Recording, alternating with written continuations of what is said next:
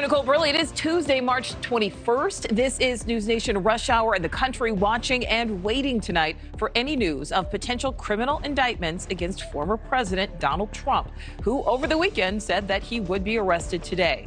This is a live look right now at Mar-a-Lago, Trump's Florida home, as well as the Manhattan courthouse, where a grand jury could vote at any moment to charge the former president in a probe of the alleged hush money payments made on his behalf to adult film actress Stormy Daniels. Now, the former president posted on Truth Social Saturday, predicting that today would be the day he would be indicted. But several sources tell NewsNation those charges will not come down until tomorrow at the very earliest. Robert Sherman is live in New York City. And Robert, we're learning a bomb threat briefly shut down activities at that courthouse today.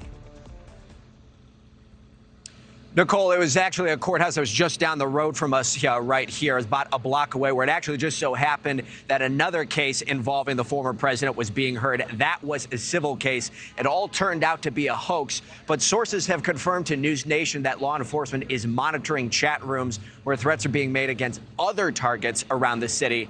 It just goes to show that there's a lot of tension on the ground here, adding to what we're feeling as we all wait to see what happens next in this case. It's now the waiting game here in Manhattan, as everyone wants to know whether former President Trump will be indicted or not, and if so, when. Obviously, this is uncharted waters. Nima Rahmani, a former federal prosecutor, says there's no playbook for what's to come. This is something that has never happened before in U.S. history. The 45th president took to social media and claimed Tuesday is the day he would be arrested by New York officials. Yet Tuesday has arrived, and an indictment still hasn't been handed down. The 23 grand jurors will have to vote, and only 12 have to believe it's more than likely a crime was committed in order to indict Mr. Trump. But former New Jersey Superior Court Judge Andrew Napolitano telling NewsNation's Marnie Hughes prosecutors will need more than that.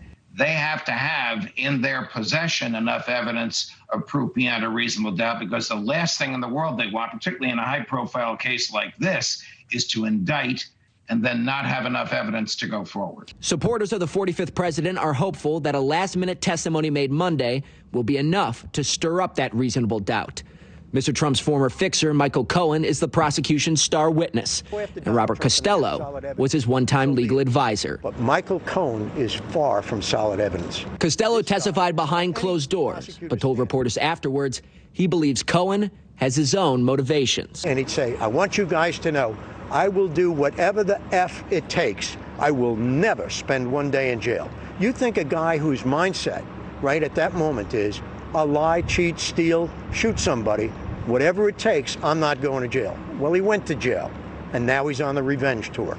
I understand it, but I don't condone it. Cohen hitting back, calling Costello's claims nonsense. He lacks any sense of veracity here. He's making up so many stories. The former president's calls for protests have led to small demonstrations in New York, demanding District Attorney Alvin Bragg back off.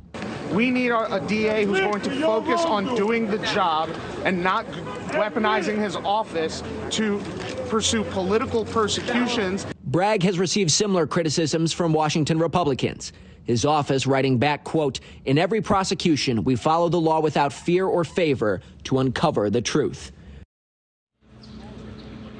Law enforcement says that they have a heightened uniformed officer presence on the ground in New York in all 5 boroughs. They said earlier today that they didn't have any credible threats that they were monitoring at the time.